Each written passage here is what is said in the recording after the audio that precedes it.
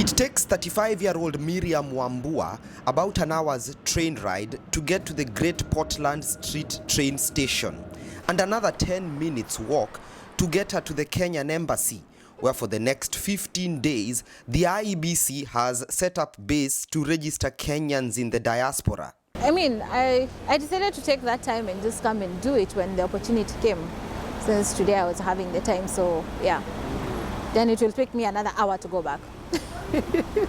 It's the first time Kenyans in the United Kingdom, as well as several other countries, are getting the chance to register as voters after the IEBC expanded the diaspora voter base from 5 countries to the current 12.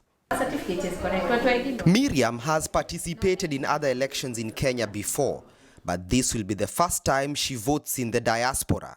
The reason I had to come and register is because I want to exercise my rights, my civil rights to vote. So I didn't want to feel left out, and when this opportunity came, then I was like, let me take it up and just do what I have to do.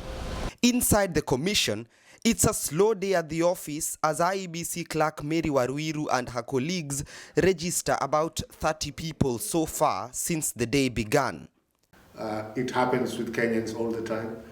As you move towards the deadline, then we expect the numbers of those seeking to be registered to go up.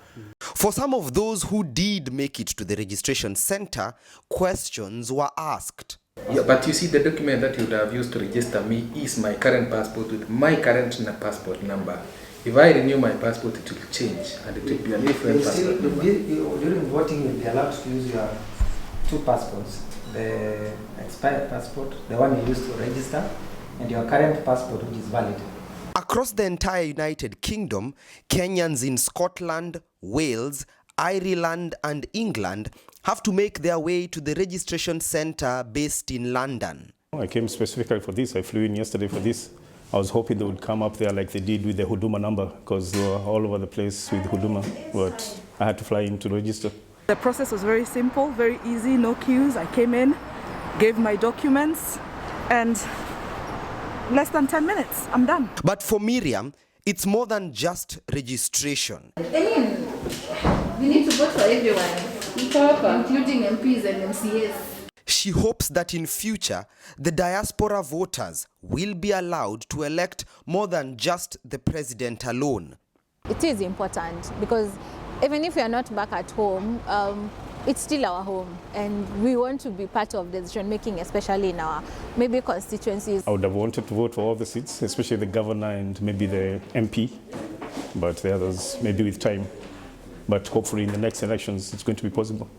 Kenya's High Commissioner to the UK, Manoa Esipisu, says that will only be possible if Kenyans in the diaspora push for a change in voter legislation. It is something that needs to be carried by somebody into Parliament so that the necessary issues can be debated.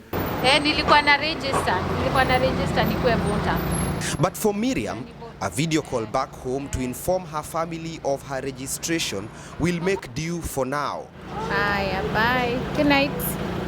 She'll be back at the High Commission on the 9th of August, when all Kenyans will be taking to the polls to elect their next president. With the delays that had temporarily put on hold the voter registration exercise here in the UK finally having been resolved, it is now all systems go by the IEBC. Kenyans living in the United Kingdom now have less than 12 days to make their way to the Kenyan High Commission here in London to get their names enrolled into the voter registry ahead of the 2022 August polls. Timothy Otieno, KTN News, in London, the United Kingdom.